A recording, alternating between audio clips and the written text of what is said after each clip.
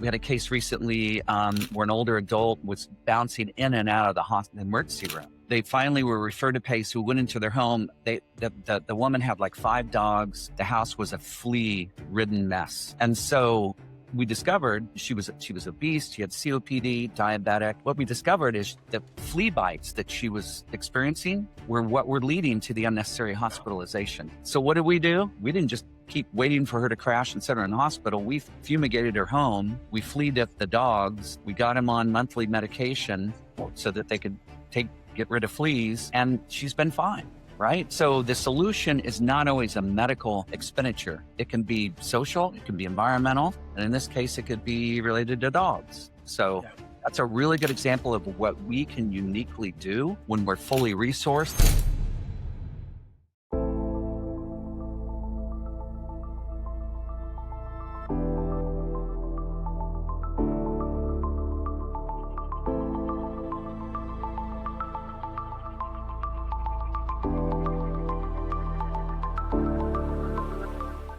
So welcome back to another Deep Current podcast. Today we're going into one of the deepest and most human challenges in healthcare: how we care for older adults who want to remain at their home, but need serious medical, social, and daily support. We have Shawn Bloom here, President and CEO of the National PACE Association. And PACE stands for Program of All-Inclusive Care for the Elderly.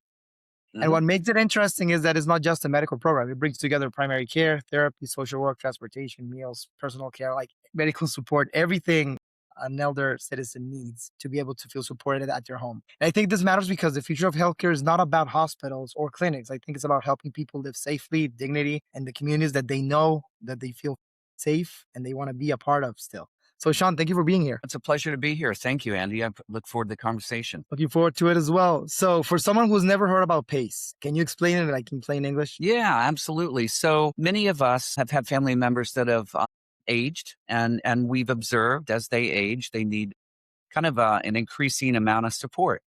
And many of the supports that older adults need are not, as you very well mentioned, are not to be put in a nursing home, to be put in a hospital. They need kind of home-based supports. In this country, in the United States in particular, our solutions have been, I think, observed as being quite out of date. You know, I think when families deal with older adults in this era, we do all we can, but the system is really set up to move mom out of the house, put her in the hospital, or put her in a nursing home. And we know that her needs are not only is that an environment what most people do not want to live in, but it's an environment that does not take into account all the other needs that a person may benefit from or actually require. So what PACE does, it's extraordinarily simple in the sense that when a person chooses to be served by PACE, we are fully responsible for the complete array of healthcare and services that they may need today, tomorrow, or next month. And we operate that way also in a very common sense standpoint where we don't bill for every little single thing a person needs for. We're given a payment each month upfront. And with that money, we need to get creative and meet their needs. Not only does that give us the flexibility to tailor the services to their needs, but it also gives us the ability to be very incentivized to avoid unnecessary healthcare events. So we can get very proactive, very individualized. And what PACE has demonstrated over the years is we can keep 95% of the people that we serve at home throughout their life. So it's been proven as a very good model of care, very high satisfaction rates. It's about 30 to 40% less costly than a nursing home, and the outcomes are far superior. So it's a wonderful model of care that is really taking shape in this country. That's fantastic. It's a new service offering. I've never heard about this, so something like this before. So this is pretty interesting to me. When someone joins the PACE program, what is usually happening in their life or at their family's life at the moment? Yeah, that is a very good question because there usually is what I call precipitating moment in a person's life, whether their spouse, their child, a loved one, a neighbor. It's gotten to the point where they realize, Mrs. Smith needs a lot more than we can reasonably provide at home. And or that's one scenario. The other scenario, there's been what's referred to as a sentinel event where they may have taken a fall, maybe broken hip, gone to the hospital, but with appropriate rehabilitation, they could easily go back home eventually. But our system is not always set up well that way. So those are typically kind of the events that lead to a decision that we need something more than what we as a family and a group of friends can provide. And you already mentioned a little bit before, but without PACE, what is the alternative? I mean, how does that look like? Yeah, I mean, without pace, you can kind of arrange and cobble together a bunch of individual services and hope that they work together. Because if you really think about the needs of older adults, they don't wake up one day and say, I only need home care. They may need assistance going to the restroom. They may need some light homemaker chore services. They may need someone to go to the grocery store for them or to schedule the next visit to the doctor or to go pick up prescription. It's common sense needs, but the solutions in this country are typically not comprehensive and expansive. They're single and they're not connected. What PACE does is it brings it all together, and we're thinking really far ahead and beginning to tailor a set of services, not only about what people need today, but also in a way that anticipates what might happen tomorrow. So it's not only solving a medical problem, or it's also solving like a social support program, a family caregiver problem. Like it's everything, right? It's like all of the above. It's the whole picture. I mean, my observation over the years, when you look at the needs of an older adult, you can't just look at their medical needs. You got to look at their social structure and you have to look at their environmental structure. So their home, they may live in a home that's got 5 sets of stairs, right? They may live in a home that doesn't have air conditioning. I can give you so many real life examples but you look through those three lenses, and that's kind of what PACE does. And something that I failed to mention in the middle of PACE, the DNA PACE is something called the interdisciplinary team. And the IDT is a constellation of people ranging from physician to nurses, social worker, physical therapist, occupational therapist, dietitian, home care, and transportation. They meet and they're direct employees of the PACE program, and they work as a team. They meet every day. They assess the needs of an individual. They develop care plans. They carry out the care plan, and they monitor that. And that real time, common sense approach, bringing everybody together, is really one of the primary reasons PACE works so well. Great. So when you say all inclusive care, what pieces do people usually underestimate? This is just my observation. I can't substantiate it, but it's typically good primary care. If you think about it, if anybody that's cared for an older adults realize they've got their main doctor, their family doctor, but then they may be going to the cardiologist, they may be going to the rheumatologist, they may be going to the physical therapist, but nothing is connected. And we often will see new people that enroll in PACE that present with a multitude of different drugs that have been independently prescribed by medical specialists, but those drugs are not working well together or may be causing issues regarding delirium, increased likelihood of a fall, those types of things. So one of the primary kind of inputs that we can provide to an individual early on in PACE is to really take a clean slate look at all the drugs they're on, look at their home to see if there are ways that we can reduce risks, and look at their family and social structure to see where we can build and support that rather than replace it. Makes total sense. And has it been hard to change like the concept, like people getting into this concept that they can do something differently outside of a nursing home? You're asking very good questions. No, it's very, very good questions, Andy. You've done your homework and I appreciate it. No, it's been hard to get to reorient people to that there's a different way. And so we have about 200 and some programs across the country in 33 states, but we're still not really well known. We did a series of focus groups around the country this year. And what we found is when we have people describe how they want to support aging their spouse or their child, their mother, whatever, they pretty much describe PACE. So people know what they want, but they don't know there's an existing solution. So we go to great lengths to try to enhance awareness of PACE, and it's beginning to show. We've the order of magnitude of PACE growth has gone up about 400% this last year. So we're really beginning to see people figure PACE out, find it, and make the most of using it. Perfect. And why has it been so hard to change? Because we're accustomed to something else. Is that like the main reason? Yep. Okay. Once I think you put in place certain systems, that whether it be transportation systems or healthcare systems, it's very, very hard to kind of blow that up or change that. And we have been, I've often said we're a little bit we could be considered disruptive technology. We bear risk. So we're a little bit like a health plan or health insurance in the background, but we're really a provider of care most substantially.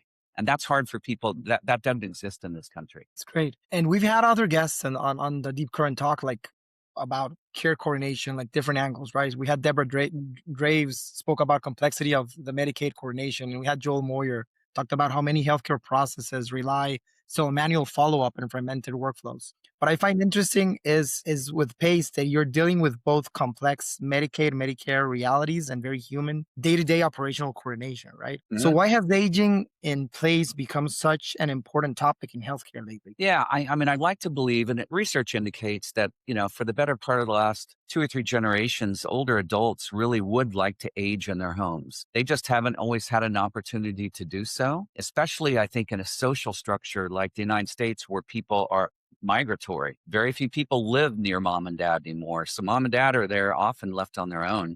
But I think over the years, older adults have definitely wanted to age in place. There just weren't many options. But I think coming out of the pandemic, and I want to be really clear, nursing homes weren't really the problem. It was nursing home design, where you have a very closed environmental context or building, and you saw a lot of illness and disease and death within COVID.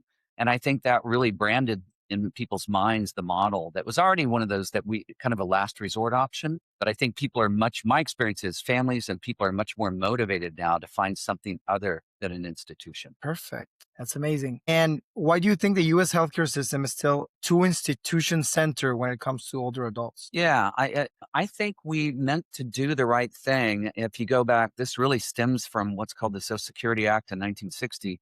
We rolled out a series of programs, Social Security, Medicare, Medicaid, and one of our solutions was really to stand up a series of old folks' homes, which we really call nursing homes today. That was really just the only way that we knew we could do it. Like anything else in the world, we evolve, we find better ways, but you still have this network of long-term care facilities. It is important to note that the number of nursing home beds has shrunk. The number of people using nursing homes is going down.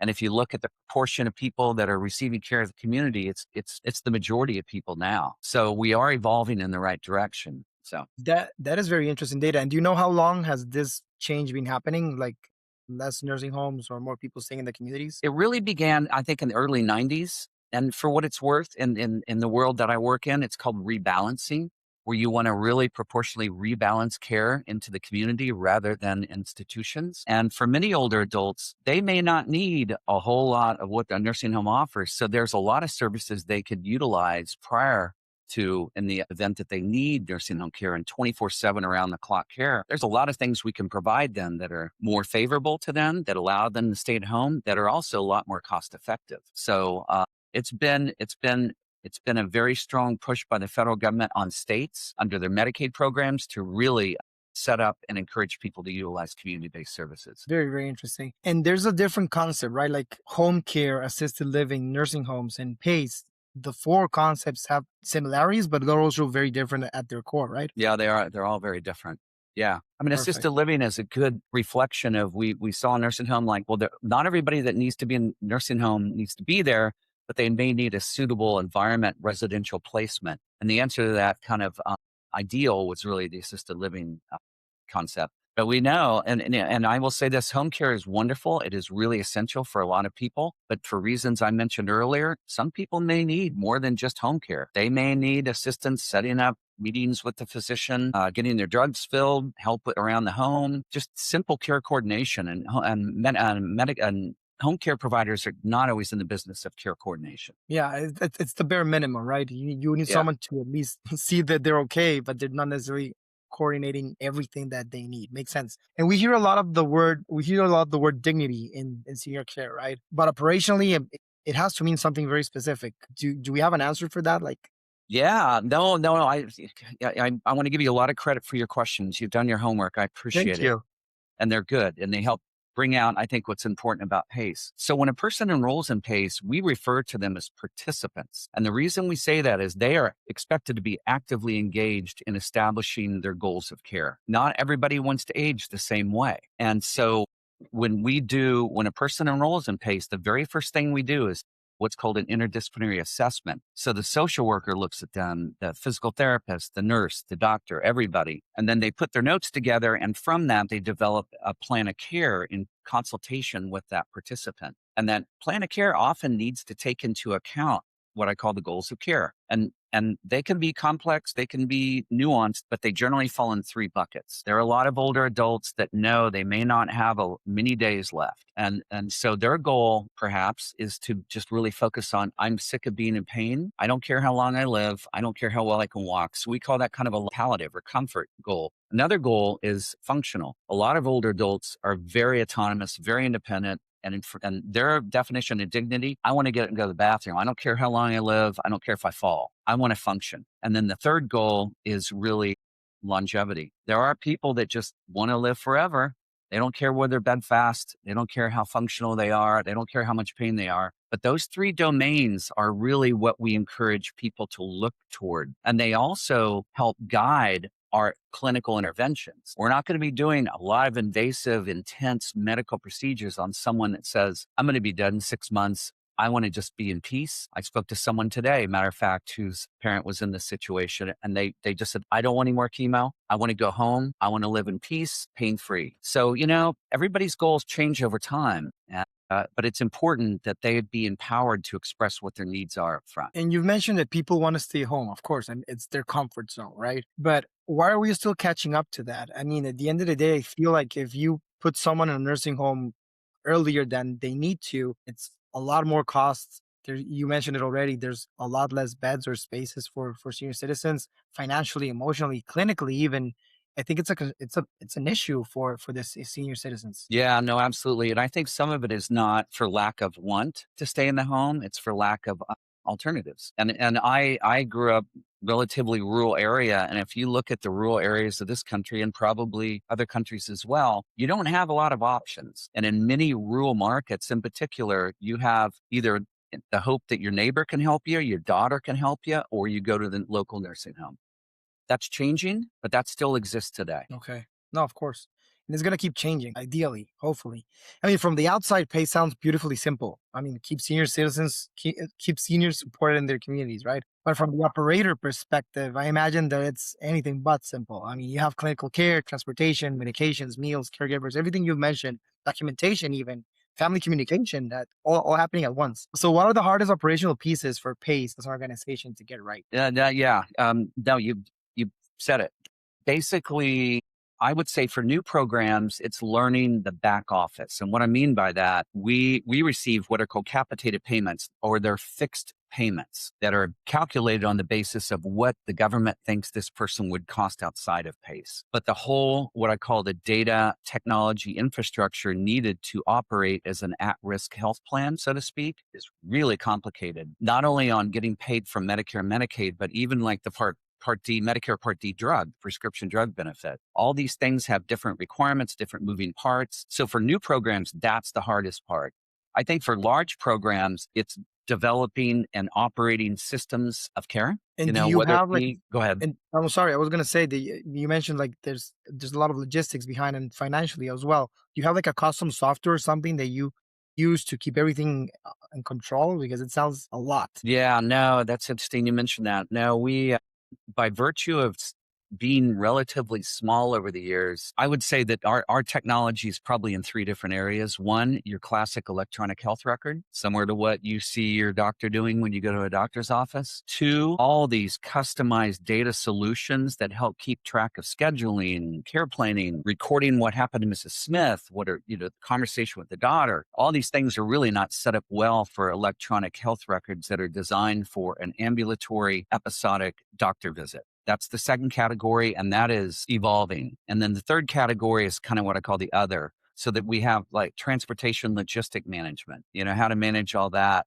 So those are kind of the three big areas. But right now, I would say everything in PACE is typically aftermarket, meaning that, things were not developed specifically for PACE. They may be modified, but the basis for their original development was for other industries or other sectors. So we are seeing a lot of evolution in that area, but I would not say it's an area that's optimal yet. You've had to adapt basically to what's out there to be able to make the best out of it. I think it's the word. Yep, very true. So what model becomes more complex as the program scale in general, like PACE? Yeah. I would say at an individual program level, it's just sheerly logistics. These systems, how do you, when you're serving 2,000 people, really frail older adults, they have complex social situations, a lot going on. They got their preferences, their needs are evolving. They may have a healthcare event. Managing one case is difficult, managing 2,000, and you're also accountable. One thing about PACE, we are 100% accountable for everything. So you mentioned early on documentation. So documentation in the context of these systems of care becomes extraordinarily complex. You mentioned the logistics of it, and logistics has to be around everything, right? Medical and everything. But I'm thinking elder citizens sometimes and oftentimes they have mobility issues, right? So is transportation one of your biggest hidden operational challenges? Yeah, it is. It's a very difficult. So for what it's worth, 95% of our people live at home, but I would say on average, they come to the PACE center about 2 to 3 days a week. So we go and pick them up, get them ready at home, put them on the van, bring them to the PACE center. And within the PACE center is a medical clinic, space for physical therapy. There's a social area, activities, personal care space. It looks like a big doctor's office, but some social space in it. But that logistics associated with bringing people to and from the day center is enormously complex. Yeah, But the beauty of it is when we enter a person's home, you see things that kind of visualization, observational benefit is enormous, enormous. And I of could give course. you 1,000 examples of that, but it's a Yeah. very important element of care. It's a very social element. I think it's very important, right? They it helps them feel, I wouldn't say feel younger, but they feel like they're part of a society still. Absolutely. No, if you interview and talk to participants in PACE, one of the first things they'll tell you is, I was doing okay at home, but I was lonely. I was isolated. I had very little interaction, and PACE gets them out. And what you see in the PACE centers is the establishment of a community. You see a lot of interaction, a lot of social dialogue, and it's a very important element of care. It's a very important need of the human species, quite frankly, even if you're older. Yeah, of course. No, definitely. And going back to the logistics side, how do interdisciplinary teams stay aligned when one participant may need medical care, therapy, social work, whatever, like everything they need? How do you ensure that teams are aligned? Yeah, well, there is a dynamic of discussion about what's needed, what's really in the person's best interest. Because sometimes best healthcare is less rather than more. We have a system right now in most countries where healthcare providers, the only way for them to sincerely be able to kind of deliver care is to bill for as much as they can. And in PACE, we can change our mindset that it's really more about what's in the person's best. I'll give you an example. We had a case recently where an older adult was bouncing in and out of the hospital emergency room. They finally were referred to PACE, who went into their home. The woman had like 5 dogs. The house was a flea-ridden mess. And so we discovered she was obese. She had COPD, diabetic. What we discovered is the flea bites that she was experiencing were what were leading to the unnecessary hospitalization. So what did we do? We didn't just keep waiting for her to crash and send her in the hospital. We fumigated her home. We fleed the dogs. We got them on monthly medication so that they could get rid of fleas, and she's been fine. Right. So the solution is not always a medical expenditure. It can be social, it can be environmental, and in this case, it could be related to dogs. So Yeah. that's a really good example of what we can uniquely do when we're fully resourced and can get creative. It makes a lot of sense. What still happens manually that could probably be automated? Yeah, I would say the day-to-day rhythms of PACE. If you look at the team, we're under federal regulatory guidelines that they have to do things for people in certain intervals, scheduled intervals. And only recently we had one, I think, application that really manages some of that scheduling. But if you can imagine, each team serves about 200 people. So if you can imagine yourself as a nurse or physician on the team, you've got to be mindful of staying logistically in sync with the needs and schedules of 200 people. I would say just the day-to-day logistics of the team, that's one. And then the second one is just recording at an individual participant level what does care plan do, when did we provide what service, how did they react to it. It's really kind of cyclic, and Yeah, systems do not support that cycle of care and pace. got it. So where do PACE organizations lose most time? Is it enrollment, documentation, scheduling, reporting, All the transportation, above. maybe All the above. everything? No, it's really Yeah, I mean, put this way, I will say this: if from a physician standpoint, it's a lot. Physicians love to practice medicine and pace because you can really do what's right, regardless Yeah, of time. You don't have to worry about billing, but they will still tell you one thing that's a lot simpler out in the community as opposed to in pace. People tend to walk in. Right. If you see an older adult, they make an office visit. You get your 15 minutes with them, you record it, boom, it's done. And the systems are set up well for that. Working in pace, the systems are not set up well for different approaches. makes sense. So if you can fix one operational thing or system related thing across space ecosystem, what would it be? For someone that understands how pace works to come in and look at work process workflows and reverse engineer a Uh-huh. system that supports the informational needs, and needs meaning feedback from it as well as input into it, of pace programs. Interesting. And what makes that problem so hard to solve? That's a developer question, but I would say Developer. that the investment that's needed to do that and to do Mhm. it right, until recently, I think the obstacle has been we're a very small market. We are only, we've been around for 25 years. We're only 200 programs. We serve about 100,000 people. We lose about a third of our population to death every year. That's how sick and frail this population is. But I think the investment, that's why you see a lot of after product. But I will say this, I had a conversation this morning with a technology person. We're seeing people approach PACE looking at de novo kind of development of new technology solutions. We've really not had that in the past. Makes sense. Definitely. And pace seems to be growing, right? It's like it also feels like it's still not widely known how as well as it should be, at least from what I'm It's hearing. true. So it has so much potential. I mean, it seems to be the access might be one of the big questions, right? What is driving the growth of pace right now? Yeah. One of the primary factors that dictate the growth of PACE are states. Because we are established as a Medicare and Medicaid kind of funded model, we are organized under federal law as an optional Medicaid benefit. Mhm. So we exist at the pleasure of states. And even then, states can choose just to have one program and limit the enrollment. We don't see that often anymore, but what's beginning to change, states, I think, are beginning to see PACE as a solution, not only that meets the needs of older adults in their state, but financially, we make a lot of sense. Okay. So are there any barriers preventing more seniors and families to access PACE? Just its availability and whether states sufficiently budget to allow us to grow. We still have states that will say, you know what, I know one state, we got, 8 programs, but we're only going to allow 2,000 total people to be served across those programs. So Okay. we have to halt enrollment when we hit our enrollment cap. Got it. Okay.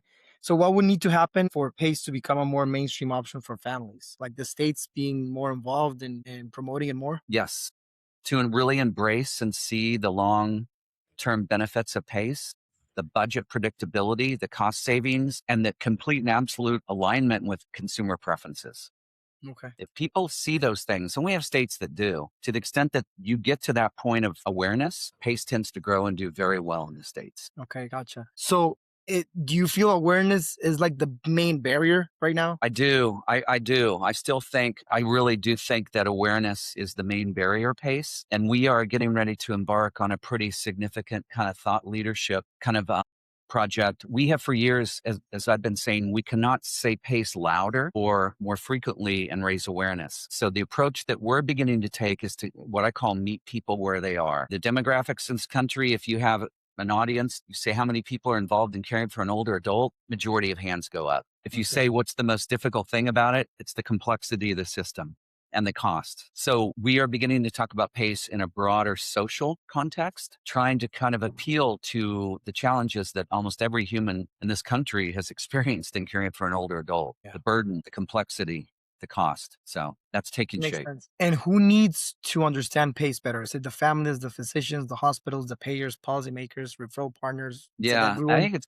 the above. It's all the above. What we're going to be targeting a lot more of is state leaders, elected officials at the state level, and then some what I call support groups, kind of social ARP and some other groups, research entities, things like that.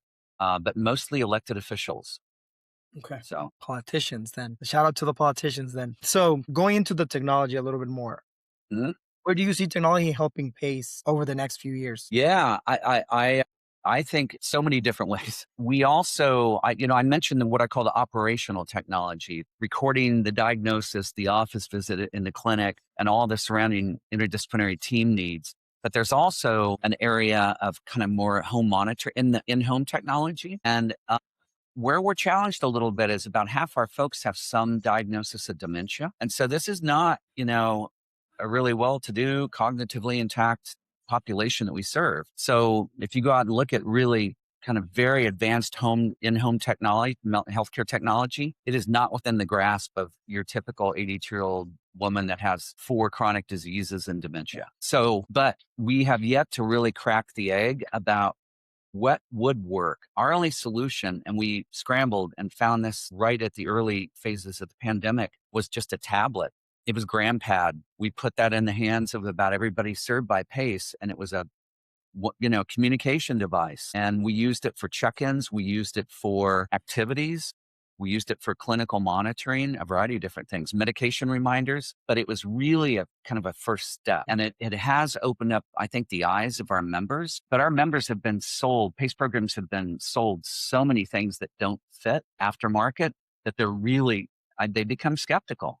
Of course. And, uh, and so now they're very kind of careful and dismissive and a little bit closed-minded. And we are going to we're looking at doing a technology summit probably early in 27, where we want to offer use case scenarios on very specific components of technology. So are PACE organizations generally ahead or behind or mixed maybe when it comes to digital transformation and making sure that Behind. they're behind, like in general?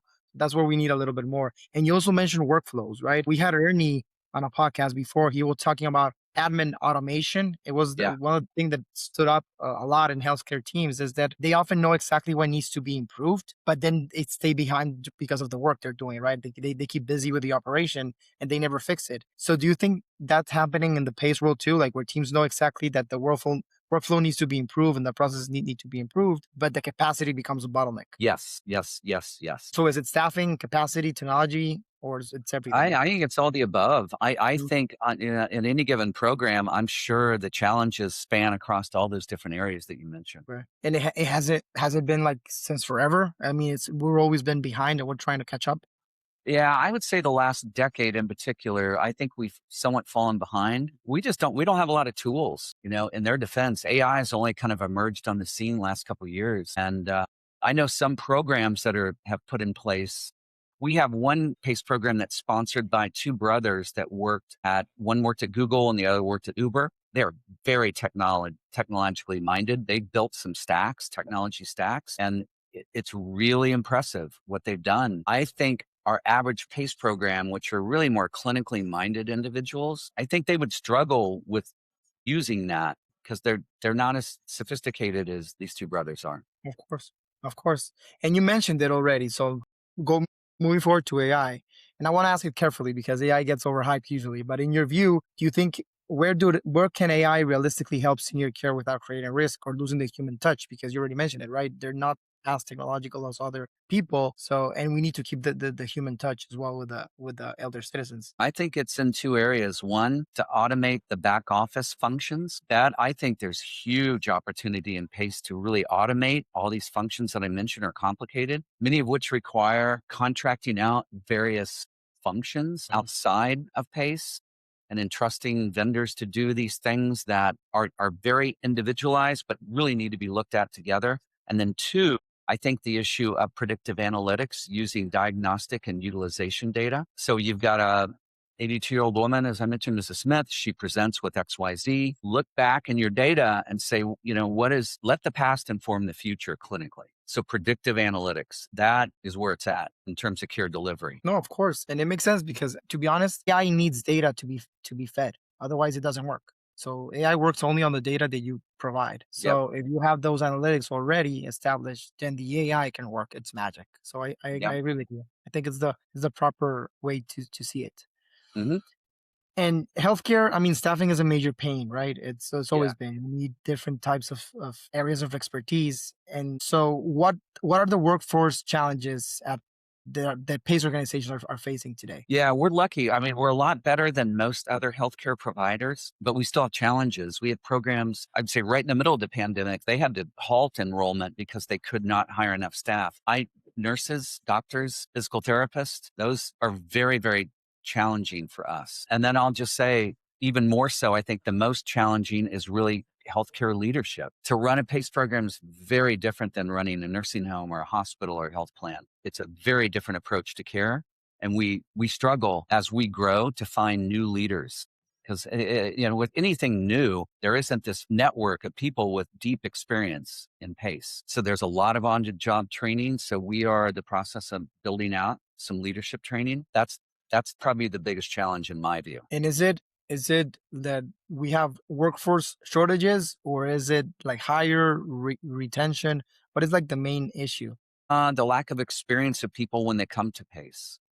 Okay. And how Yeah. long has that been the case in senior care? Like since always, or Uh, is it? Senior care, I mean, I think, there's a whole there's a whole network of professionals that have worked in hospitals, uh, home health, hospice, nursing homes. That can't be said about PACE. So that'll change over time. But right now, we are new to most people that come to run those programs. Makes sense. Gotcha. So has it gotten worse recently, or it has always been part of the structural program problem? I would say as we grow, the talent pool is getting more scarce. And we also live in an economic environment where there's not a lot of job migration right now. People are Okay. tending to stay where they are. So new programs, finding new people that are willing in some cases to relocate, going back to this rural kind of problem, set up a program in rural America. You're probably most logically going to be recruiting nationally and you're asking people to move from established large city to a very small town. Not everybody wants to do that. So that geographic migration,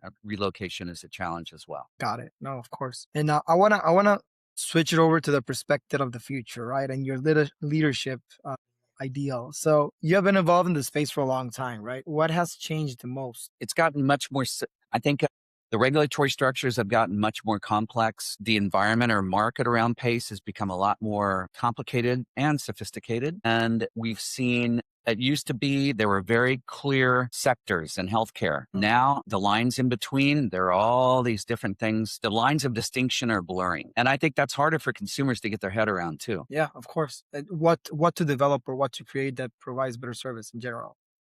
Yeah. Consumer product creators or consumers need to understand that as well. So if we move forward 10 years from now, what do you hope PACE looks like? I hope that we are widely known, much more widely known. So when people think about mom needs a lot more than I can provide, they think of PACE. And that's one. Two, that the ability to grow PACE and expand it becomes easier from a regulatory standpoint, and that we are continuing to be recognized as the gold standard of good care for older adults. That sounds beautiful, to be honest. If you had a magic wand and you could fix one thing tomorrow, it would be either policy, operations, technology, funding, workforce, awareness. What would you fix first?